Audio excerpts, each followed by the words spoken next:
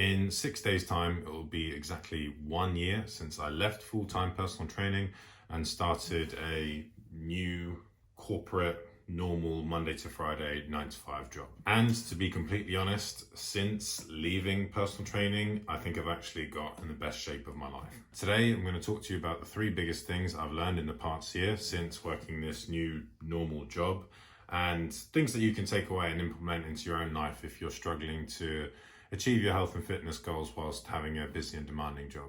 First off, it's all about finding the right time that works for you. To be honest, I've only just really figured this out in the past 2 to 3 months. I think for the vast majority of people, going first thing in the morning is the easiest solution to getting into a good habit of regularly training. This is something that I categorically used to hate. I always felt that after I wake up and have my coffee, I need a good few hours for my body to wake up in order to feel ready to exert and put pressure through it. And always felt that justified it by saying that my workouts weren't as efficient or as effective by training at that first thing in the morning. However, I think this is a pretty poor excuse to avoid doing exercise in the morning. The reason I think the morning works best is when you go into the office and when you log on, there's so many different things that can happen whilst you're in the realm of work that can make it an easy, justifiable, a lot of the time, excuse to not go to the gym or to not go for a run or whatever your chosen form of exercise is. With going at lunch, you can easily get swamped up with stuff at work and feel like you can't really leave your desk or leave your home if you're working from home. And in the evening, you might have to end up working late. Personally, for me, I feel absolutely knackered. By the time it gets to 6 o'clock when I log off, all I want to do is have some dinner, cook some food, chill in front of the TV. The last thing I want to do at that stage is go to the gym.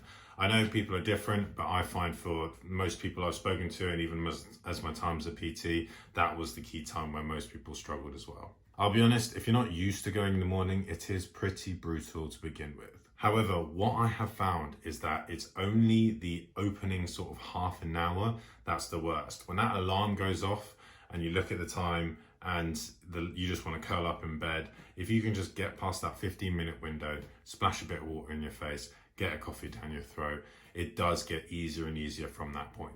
Not to mention, after you've finished, you've come home, you've showered and headed to the office, you feel on top of the world, and that carries on throughout the rest of your day. Often at the beginning, when I started this new job, the day would get away from me and I'd have that slow guilt that built up that size. I should really go to the gym, I should really exercise. I could really squeeze in a half hour now, but I need to do this task first.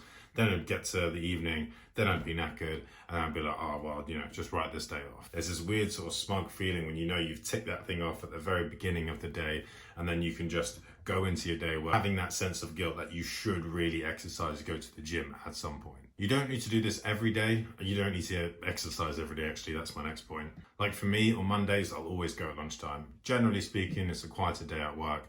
I like to have a bit of a lie-in on Monday. It makes my Sunday and my weekend feel a bit longer. So on Monday, I always go roughly about lunchtime and have a bit more of a chilled workout just to ease my way into the week. Then Tuesday through to Friday, I get in first thing, and that works really well for me. There is no magic structure to this. You've got to find what works best for you. So if you find that going in early in the mornings, Tuesday and Thursday, and then maybe doing an exercise session on Saturday or a class on Saturday works well for you, perfect, as long as it's sustainable. But in my personal experience, if you find that you log on and then the day runs away with you and you get inundated with tasks, then going in the morning before the working world starts with no distractions, keeping your phone and your emails out of it is a really good place to start. My second point is I've been amazed how little time I've needed to spend in the gym to get results. Back when I worked as a full-time PT, I used to train on morning clients. I used to then have, a big gap in the middle of the day, maybe 1 or 2 clients at lunchtime. I'd get some food, I'd have a coffee, I'd rest. I would take my time doing my stretching and warm up. I'd probably train for like an hour, maybe an hour and a half. Not intensely, I would just take my time with it. And I kind of just thought that was the minimum length of time needed to get results. That was when I was training 5-6 times a week. Now I've massively reduced this to doing 3-4 times a week. And like I said, I feel like I'm in the best shape of my life. Each session is only 40 minutes. I go in there, I have quite short rest periods depending on what I'm doing. I know I'm on a time clock. I have zero distractions because I'm not on Instagram or on my phone or emails or anything like that. Again, going back to the morning point, where most people fail, if you struggle with consistency, is you always set the bar too high. Most people think they need to, like going back to my morning point, right?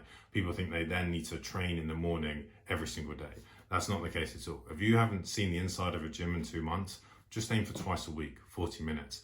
Do something nice and sustainable that you can stick to.